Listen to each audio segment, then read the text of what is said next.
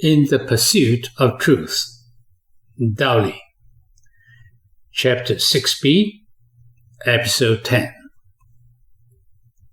That political movement changed the fate of many students. DR listened attentively.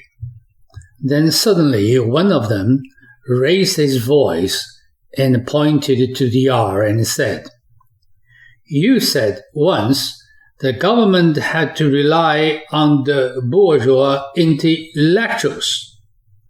He was none other than the one who claimed to be his admirer before. "You were wrong. The party and the government rely on the workers and the poor peasants." The accuser became so agitated that he stammered. DR also felt sorry for his former admirer. "You have paraphrased my remarks and given them some new spin. What were the exact words, and in what context?" The other side stumbled to come up with a quick response, but DR did not wait. Maybe that was during the discussion related to the slogan of "knowledge is power." "I said that the construction of socialist motherland needs knowledge, and intellectuals for that matter. The government makes policy, decides on whom to use and rely on, and I do not. I did acknowledge the contribution of old intellectuals, now called the bourgeois intellectuals, but it did not mean to belittle the contribution of people in other walks of life." DR began to turn on a little offense. "Everybody knows that I volunteer to coach classmates from working-class family in their coursework. Why don't you consider this as an action to support a new generation of proletarian intellectuals?" A classmate sitting around the table looked at him and then lowered his head. He was the one that received countless hours of tutoring from DR, and he did not seem to forget.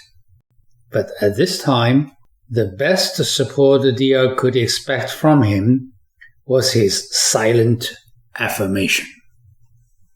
Now the group leader jumped in to change the subject.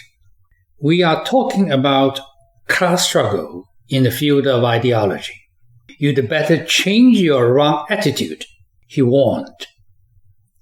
When the accuser had nothing substantive to say, he would often label the accused of an attitude problem.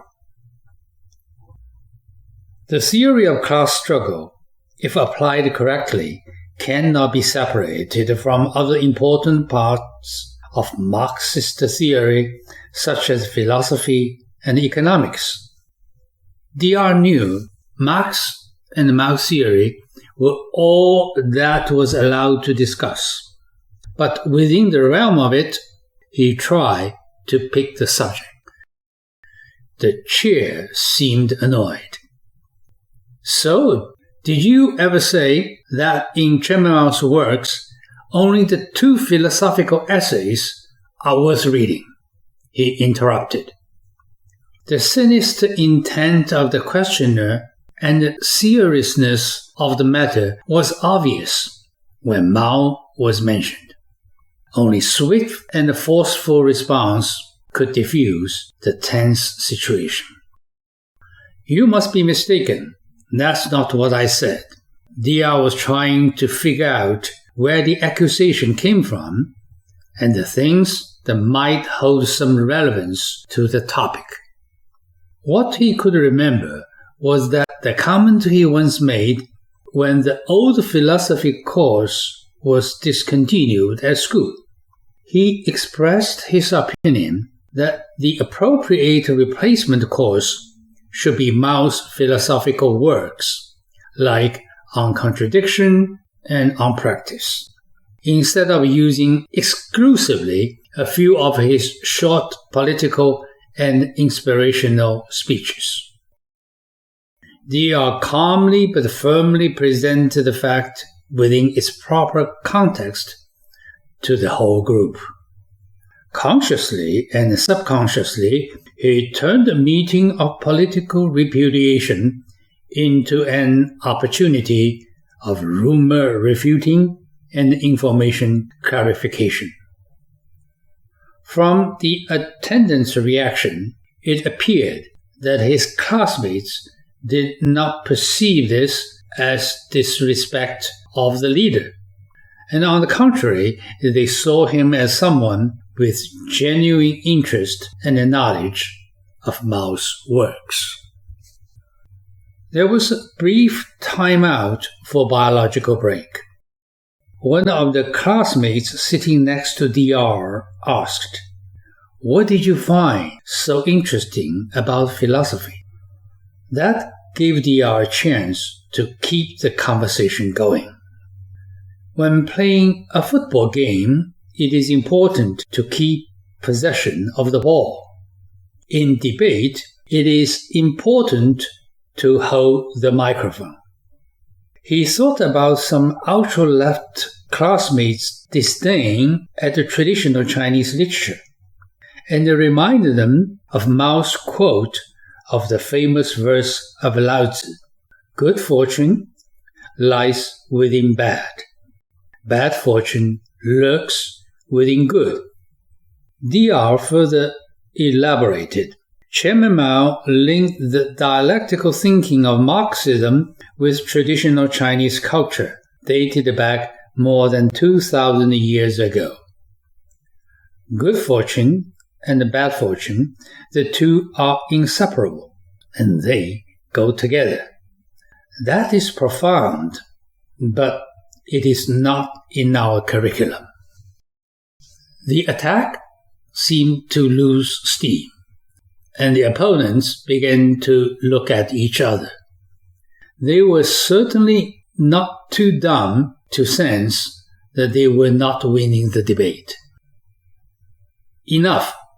The group leader was not thrilled. He left the group session and later came back with the party director, who sat down next to DR and said, "The purpose of the meeting was to let everyone have an education about the class struggle and an opportunity to touch his soul." The campaign had to end sometime. It was anyway Chinese New Year, and the school had to let students go back to their parents and relatives. The storm seemed to have passed. Or was it just a pause? DR went to see JL, and together they had some fried rice cake and green tea. DR felt relieved after those tenuous days. JL listened to DR's story and said, "You did not say anything wrong, but I'm afraid that your fate is sealed. Are you prepared to be an honorary worker and a farmer? That's what they mean by touching souls." JL's word had a grave tone. The absurdity of renouncing knowledge and learning continued to escalate in the coming month. As graduation drew near, it was so weird that in a school known for its academic excellence and its high college admission rate, no one was openly talking about the college application. Senior class students in DR school were in a dilemma. To express the intent to enter college, their motivation would be questioned and criticized as old feudalistic tradition. He who excels in study will follow an official career. Yet, for the vast majority of students, to abandon college application would be so grossly against the common sense as well as their own will that would be absolutely inconceivable. In the rank of political correctness, claiming the intent to be a farmer was the most correct. Wanting to be a factory worker was the second most correct, while having the desire to be an intellectual was the most erroneous. One youth league cadre broke the silence to announce his intent to give up college application and to become a farmer. He said, "If the party orders me to go to college, I would apply for a college teaching agriculture." You could just read between the lines the hypocritical nature of such high-sounding remarks. There was much fanfare about his novel idea. The model student went around giving speeches, and the party director praised him without reservation. It turned out the whole thing was a farce. When the time came, he applied for a non-agricultural college and with the support of the party leaders of the school. Jokes abounded, such as, if you are sent to college by the party, then it is bound to serve a noble purpose. The high school years came to the end, and for many in DR's class, in the very unceremonious way. Everyone participated in the college entrance exam. A few who received the college admission notices started shopping and packing. In a normal year, over 2/3 of graduates in DR's alma mater were admitted to colleges. Now the same number of graduates was waiting, holding on to the slightest hope that somehow miracles would happen to some of them. In late August, the school made the official announcement that all those admitted into the colleges had received the notice. For DR, although he was fully prepared mentally for any outcome, that was still a moment of feeling empty, lost, and overwhelmingly sad. A few years later, during the chaos of the Cultural Revolution, information leaked out that in the personnel archives of many students, the following were written: "This student shall not be admitted into college." In the early days of September of 1965, DR received a notice to report to the Shanghai chemical industry for a work-study program.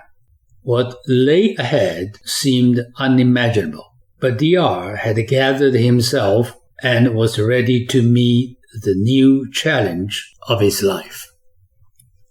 JL accompanied DR to the ferry, and on the way both were in deep thought.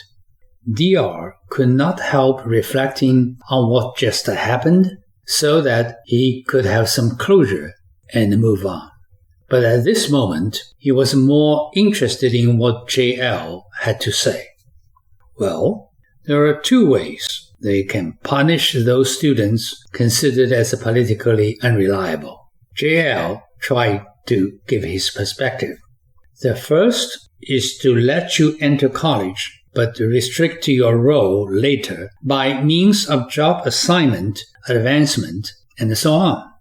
This could be the situation I will be facing in a couple of years. The second way is to shut you out of the door of college altogether. The latter is simple, thorough, and so more effective. At the wharf, JL stopped before the ferry and bid DR farewell. One thing I'm sure is that you will not give up and you will keep fighting and keep exploring. By the way, I think you may have some fun in doing so. The siren sounded. The engine of the ferry started humming. A huge storm was forming on the horizon. What happened to DR after he started his life in the chemical factory? Please continue to follow the next episode. A blessing in disguise.